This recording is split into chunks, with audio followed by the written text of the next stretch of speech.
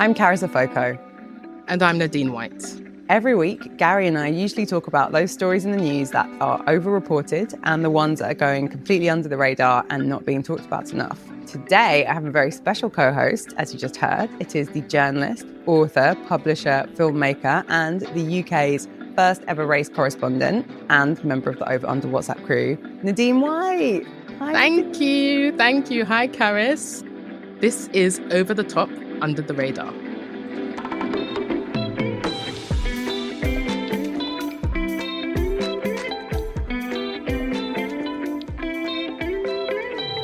Oh, I'm so excited you could guest star, Nadine. This is very exciting for me. Obviously, Gary, we miss you. But yeah, really glad that you had the time to join the pod. Thank you. And yes, we miss you, Gary, but it's an honor to be on the podcast. I'm a big fan, as you both know. And been very excited in the days leading up to today. So thanks for having me. And for those of you who don't know, Nadine is a brilliant journalist, filmmaker, many things. Gary and I are both big fans of her because, I feel like you're one of the main journalists in the UK who actually uncovers news stories and sort of really digs and investigates and surfaces stuff that hasn't been heard of. So yeah, I don't know, how did you end up getting into journalism? Oh, well, thanks for saying that, Carys.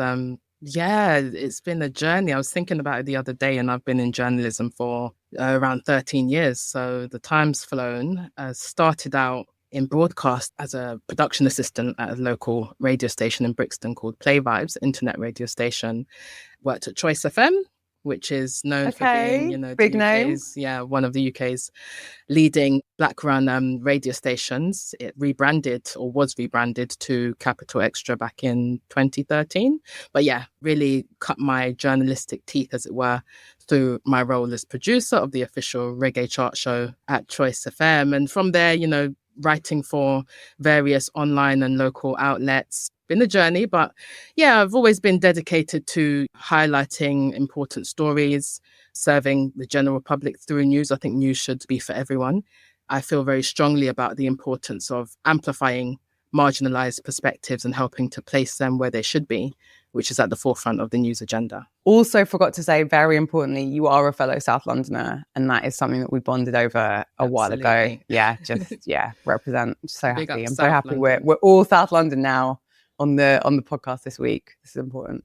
So how's your week been, other than getting excited to the podcast? Been up to anything fun?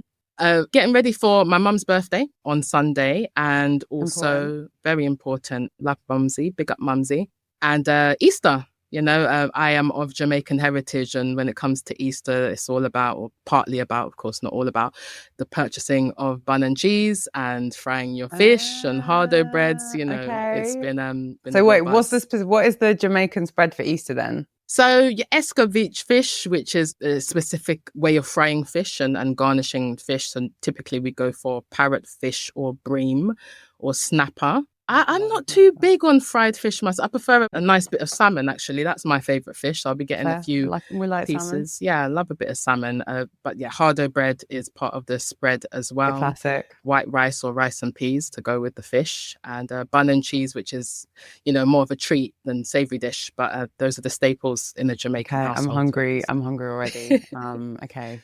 And just for those who don't know, Nadine has an amazing film that's already out called Barrel Children, about the families that were left behind by Windrush, which I think, can you stream it or watch it online? So at the moment, I'm preparing to tour with the film, the third round of touring with the film. It's performed exceptionally well since it was premiered in June 2023, coinciding with Windrush 75, the 75th anniversary of HMT Empire Windrush's arrival in Britain in 1948. So yeah, it debuted among the top films at the UK box office chart, which is, fantastic, particularly for a self-produced, self-funded endeavour that took 7 long years to make. So it was a real journey. And since then, it's been shortlisted for a number of film festivals. Actually just got the news yesterday.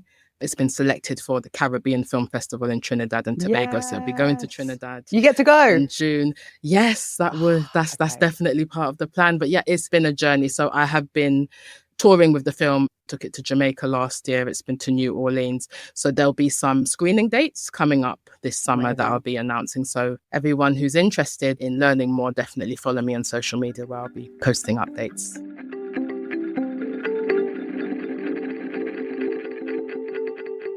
We've got a message from Joanna Ramiro, who has written in after I mentioned that I was feeling a bit down about the state of the world and was cheering myself up by reading negative things about Elon Musk. And so she has sent in about a new tool developed by the Democracy Collaborative called Tracking the Crisis. So she works for the Democracy Collaborative, but she's writing in a personal capacity.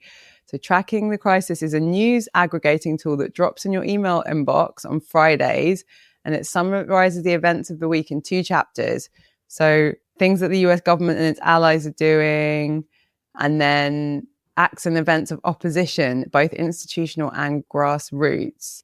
It's meant to respond to this idea that the right-wing sort of strategist Steve Bannon had about flooding the zones. You just feel overwhelmed. So if you do want to subscribe, you can go to trackingthecrisis.org. And Joanna says it is no match to Akatar, but she believes it can provide some relief in these overwhelming times. So thank you, Joanna. Appreciate that. Appreciate you. You can find us all over social media. We're on Blue Sky, Instagram, TikTok, YouTube, Facebook, and X. And our handle is @over_under_pod_. Big shout out to everyone who joined us on Patreon recently. Mike, Lena, Kirk, Dilip, Colleen, and Michael. Thank you so much. We have 486 Patreon supporters, of which 448 are fully fledged, paying Patreon supporters. Thank you so much. The team make this podcast because they believe there's an audience out there of people just like us, people like you, who are being failed by the so-called mainstream media. That audience consists of people who are comfortable with unashamedly progressive perspectives and a sense of humour and irony. Gary and I and the small black production company behind the podcast aren't all paid for what we do. Because our values matter to us, we also don't take random adverts. So we only accept sponsorship and support from organisations whose values align with ours. So it really is your contributions that keep this space alive. If you enjoy the pod and find value in what we do, please consider donating. The packages start at just £5 plus VAT a month. And if you already donate, please consider upgrading your membership. If you do donate, you'll get the podcast episode, a bonus episode, a weekly newsletter, and access to our exclusive Over Under WhatsApp community. Search Over the Top Under the Radar on Patreon and put your money where your ears are. This week, I want to talk about space travel and ChatGPT. How about you? Well, I'm going to talk about the scandal Britain forgot, the educationally subnormal scandal, and the Birmingham bins crisis and what's being missed there.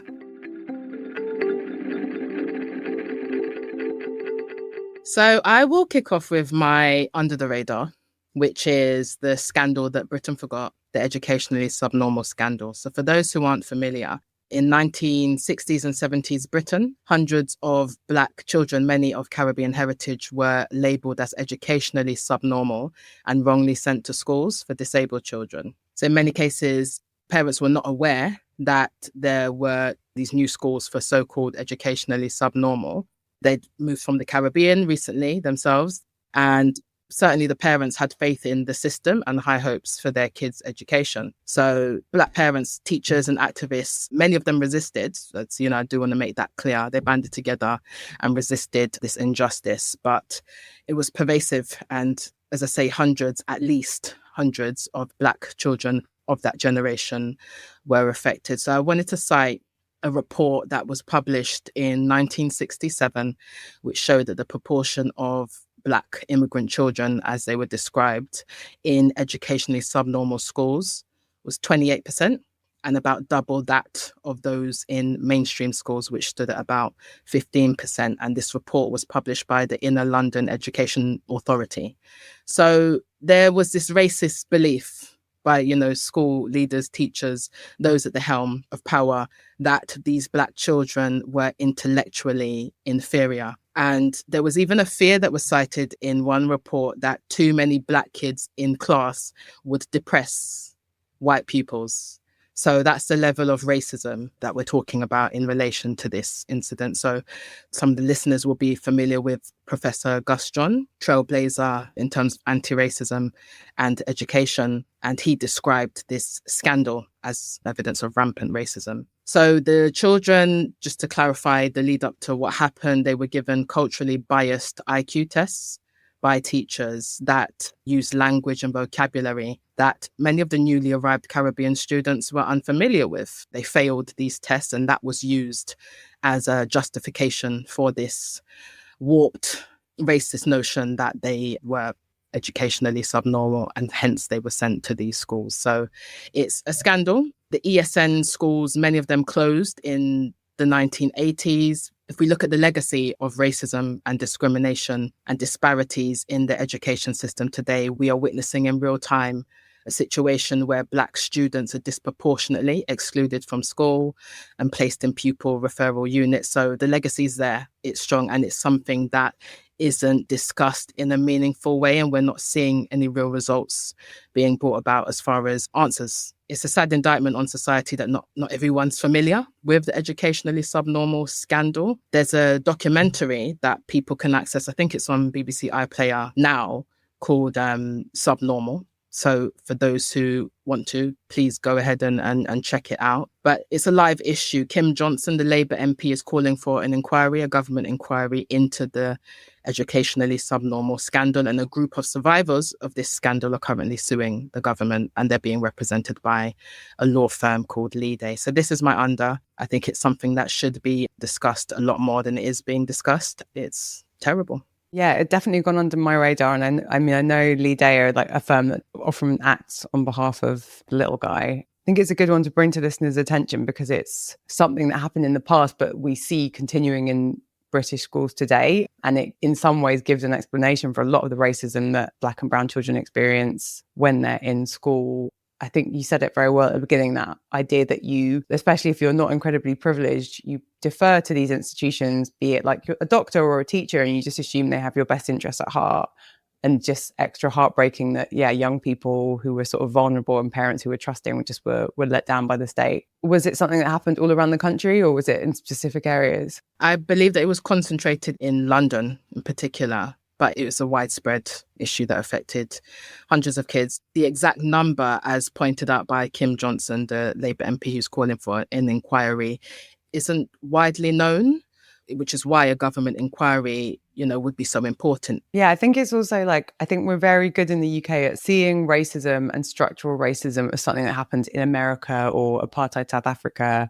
There's a deliberate forgetting of our own history and the things that happened in the UK so that we can say racism is something that happens anywhere else. But I'm also thinking about Child Q, the regular stories we hear of schools policing Black hairstyles. I think it's obviously not happening in the same way today as this scandal, but that way that Black children in school are not treated the same as their white counterparts or are sort of subject to more policing, I think is something that's very real today. Absolutely. And I think this selective amnesia, it speaks volumes, and it highlights, just whose lives and experiences and plight is viewed as important and those who are, cast aside and forgotten. And just for those who don't know, Child Q was a scandal that happened, I think it's 4 or 5 years ago now, of a young girl who was strip searched by police in school, humiliated, forced to take off her sanitary towel, all sorts of horrible stuff. And again, an example of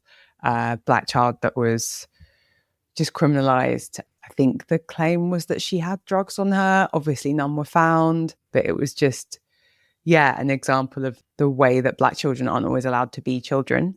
There's a term that's been coined, the adultification of Black children, treating Black children as though they are adults. And as you said, Carys, not giving them space, not allowing them to actually be kids. So that is an issue that is rife in society.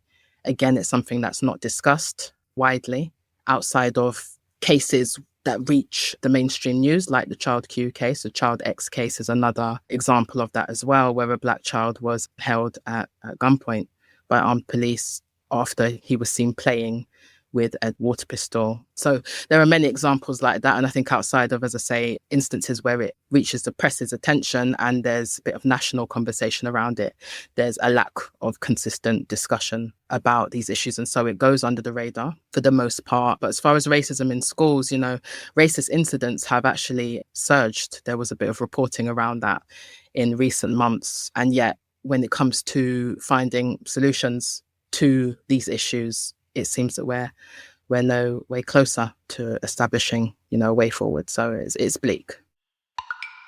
So my under the radar is a story that didn't get picked up much about a company that we do talk about a lot. So in the last week, ChatGPT, which is a generative AI tool made by the company OpenAI that I'm sure lots of people have used, became the most downloaded app globally in March. So the figures came out for app downloads on the Google Play Store and the Apple Store.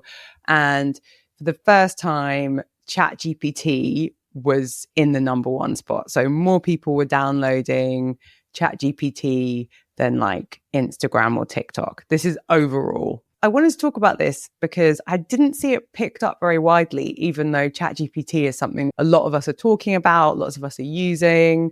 It had a big update recently that allowed you to generate better images. You might have seen on social media, everyone making sort of dolls of themselves or Studio Ghibli type images. I think the interesting thing about this huge surge in downloads, so 46 million new downloads just in March, is that it shows how quickly this new technology, this generative AI that a lot of us are using, but not many of us really understand, has become mainstream. And I think we should be talking more about how many people are using ChatGPT, but also the company. It used to be a nonprofit, but it's becoming a company behind it, and whether we can trust it. So it's my under the radar because I feel like almost out of nowhere in the space of 2 years, this generative AI technology, ChatGPT, is becoming mainstream, almost like when people talk about searching something, they say they want to Google it. There were actually lots of different platforms that use the same technology, but ChatGPT is definitely the one most of us are familiar with. So it's my under the radar, everyone's using it. And I wanted to know, Nadine, because you're a journalist and a lot of journalists don't feel great about generative AI. Have you used ChatGPT? What do you think about it? I have questions about ChatGPT. I don't use it, in terms of my writing. I'm old school. So, I take great pride in putting pen to paper and, doing my own writing. But I don't knock people who use it. It's not just an app at this point. It's become something of an infrastructure. People are using it for different reasons. People are using it to boost productivity. It does, for me, and I'm sure others would agree, raise questions about power, about access, about data, about what it means, for society. I'd love to know more about who's training AI, who's training ChatGPT, and whose values, moreover, are being baked into its code. So, yeah, two big question marks there. Yeah, and I think you've raised a good point because the sort of technology that sits behind tools like ChatGPT are these large language models. So huge data sets that the AI is trained on that helps it to generate answers. Essentially, as far as I'm aware, the OpenAI one and a lot of the big, large language models have been trained using all of our data. So ChatGPT has been trained with other things that people have produced and put on the internet. And then it's sort of hoovered all of that up to train itself to be able to talk and interact with you. There are huge issues because the people building the models and the data they're using to absorb the models is often racist. I think with technology stuff, the genie's out of the bottle and you can't go back to a world where we didn't have ChatGPT. I don't think there's any question that ChatGPT is here to stay. But yeah, it's, I think, a bit of an interesting one in terms of it's sort of free, but that's because we're the product. Yeah, the horse has bolted for sure. As a comms guru, Carys, I'm interested to know what your personal interaction is with ChatGPT. I was really anti-ChatGPT. I used to work at Mozilla where there was a big focus on trustworthy AI and a lot of skepticism about the big AI tools and whether they could serve humanity because they were made by the same tech companies that have created a lot of harm. So for a long time, I just didn't even use it. I was like, I'm not messing with that. I have since. I've got a lot of friends who use it for work. Some of them work in comms, some don't. It kind of reminds me of like a posh public school boy because it has all the answers, but it's also confidently wrong. So you have to know what you're talking about to then know to call it out. So I do worry about people just like outsourcing to ChatGPT or thinking ChatGPT can do it all. I think it's like a little helpful buddy or something. Interestingly, so my brother's a software developer and he uses ChatGPT like a lot of engineers do. He chats to it. He's also from South London. He will call it fam or like cuz or bruv. He'll be like, fam, what are you doing? That's wrong. And ChatGPT now talks back to him like he's a roadman. So there you go. You can train ChatGPT to be from South London. For my over the top, I want to talk about the Birmingham bin crisis, not because I think it has been over-reported on as an issue, because it's very important. But I think that there has been a simplistic approach to coverage in some cases that has left readers having more questions than answers. So there's a strike in Birmingham at the moment where refuse workers, bin workers, people who collect rubbish have gone on strike over proposed pay cuts. Consequently, as you can imagine, bins are piling up. There have been reports of, rats being seen, the size of cats. But ultimately, this is an issue of workers fighting for fair pay. When workers fight for fair pay, the press reaches for shock stories and stink. But in Birmingham, this strike is about more than just bins. It's about broken systems and it's about who gets to live and work with dignity. It's about structural issues. And that's the real mess, I think. Separate and aside from the bins piling up, of course, it's an issue, but that is an underlying aspect of the story that I don't think is being covered in enough detail. That's an element of the mess and who's going to clean that mess up. So I feel like the media has largely been focused on rats and rubbish, which, as I say, is important, but power, pay and politics is equally important here. And there are a few key questions that I have, and I know many others have, based on conversations that I've had. For example, there's a mismatch. So who's telling the truth as far as the numbers, the figures? So the Birmingham City Council says that 14 workers, and even that number varies, but, a few workers, 14's been cited, 12 has also been cited in some reports, stand to be affected by these cuts of up to £6,000.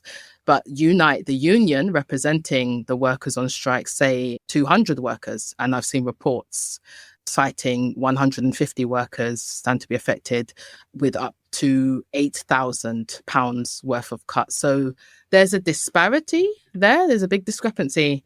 And I don't think enough people within the media space seem to be asking the right follow-up questions. Where's the scrutiny around the numbers? What the exact numbers are, what the figures are. Has enough pressure been applied on the council and Labour to clarify? That's pretty basic information. And is this going to be cuts to pay or like job losses or? Cuts to pay, and some people are concerned about job security as well. So I think that some more information needs to be offered up around the exact numbers of those affected and the cuts at hand. And at the moment, I'm just seeing different figures being cited. I think you're touching on a bigger theme as well, which is how the British media tends to cover strikes. And it's very much from a sort of how dare workers strike? This is the inconvenience it's causing people, rather than like why are people choosing to not get paid? Because when you strike, you do not get paid. Why are people so frustrated or concerned that they're willing to not be paid and like withdraw their labour entirely? And I would guess that if you work collecting bins as a refuse worker in Birmingham, you're not earning like massive amounts of money. You're not like on the big bucks. So if you've chosen to not get paid and be on strike, presumably there's a good reason, but it sounds like that's not the question being asked. It's more just, how dare our bins not be collected? You're right to raise those points. I'm uncomfortable with the way in which these workers have been vilified in sections of the press as well. I was listening to one segment where the workers were described by one commentator as selfish. some of that rhetoric has been bandied about. At the end of the day, these workers do, a vital jobs. They were key workers during the pandemic. Their duties are hazardous. There are very real health and safety risks that they face. And now they face cuts that leave some near minimum wage, even at risk of homelessness in some cases. So it's important for the media to delve into the real life impact of these strikes, not just on those whose bins aren't being collected, and that is of grave concern, but also the experiences and the plight of those who feel that they have no option but to strike and to draw a line. Yeah, it also just, there's something about it doesn't fully match the sniff test of that concept of people being selfish for going on strike.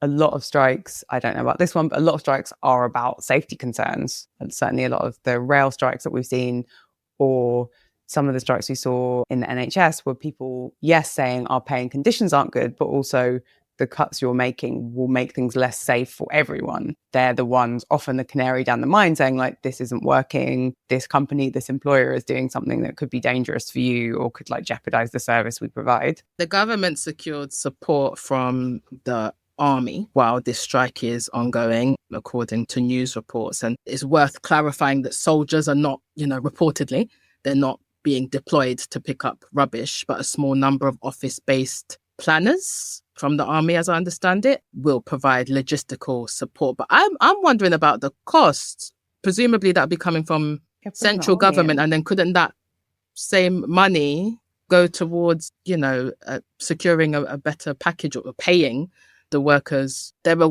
questions around the army's involvement and costs, and whether temporary workers would be brought in to deal with the administrative chaos that could, be coming about as a result. So then are they going to have to spend money anyway between the council and between the government? Yeah, so like another false economy. I think it's a great example as well of like work that working class people do that is important and vital, and that like most people don't want to do.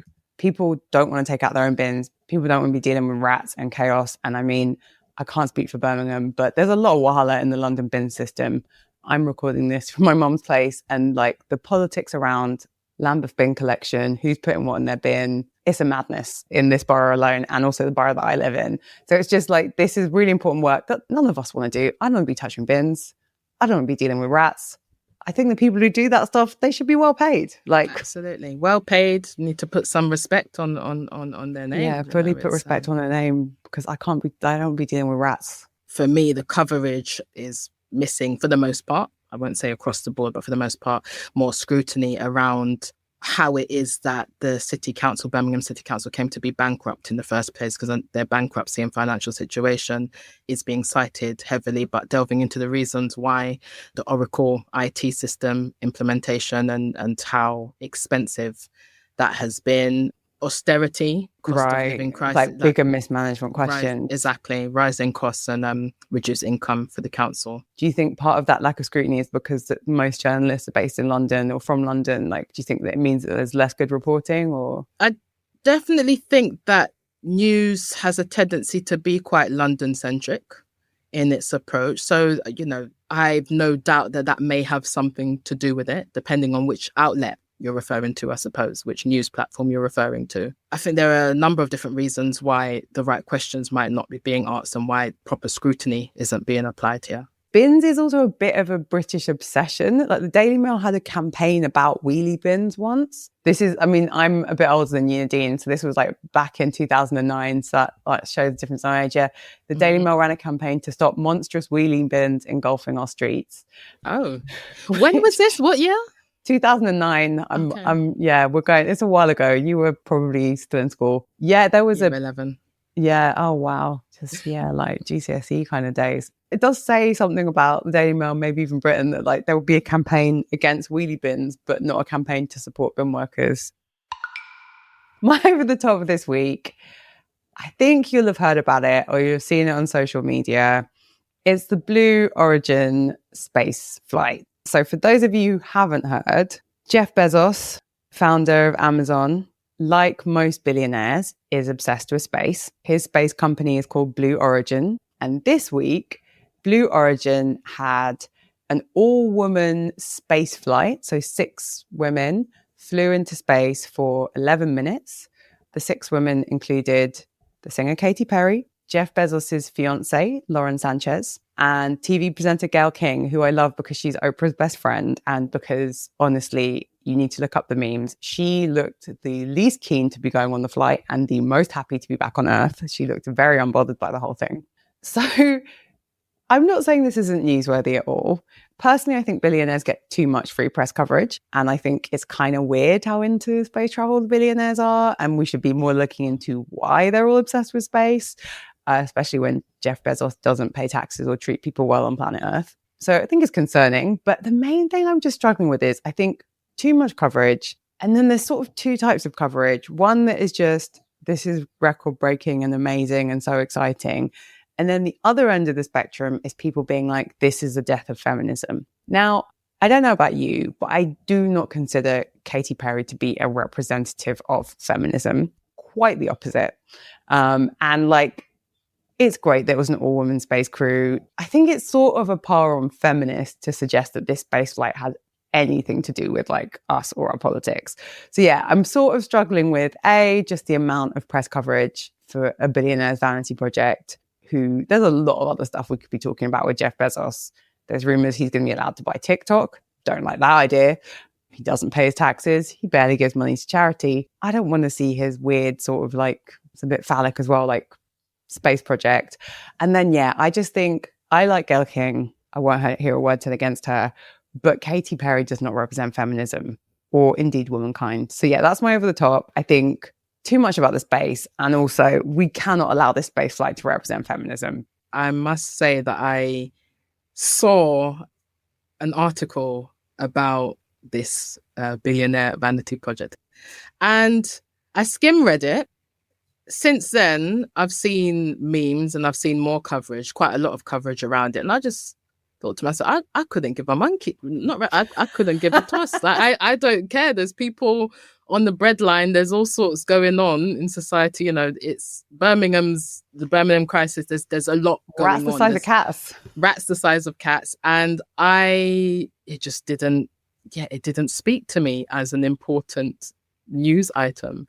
And when I think about feminism, I don't hold Katy Perry as, you know, a feminist icon. But also, if you got offered, if like Jeff was doing another flight or Elon and they were like, you can have a free spot, would you go? I doubt it. I think just the concept of going into space, for me, it's not appealing. I wouldn't knock someone else for jumping at the opportunity, but it wouldn't be my idea of a good time, really. What about you? I don't know. Like, no, because I don't think we should encourage the billionaires. I'm not going to knock Gayle King for going just because I like Gayle King. She's my girl. She did look like she regretted it. Okay, is there any freebie that you would take from a billionaire? That's what I want to know. No, because I mean, nothing jumps to mind. My thing is, what conditions come with that? Spoken or unspoken? You're right. It's actually free. Do you see what I mean? I mean, as I say, to each his or her own or their own. Nothing jumps to mind.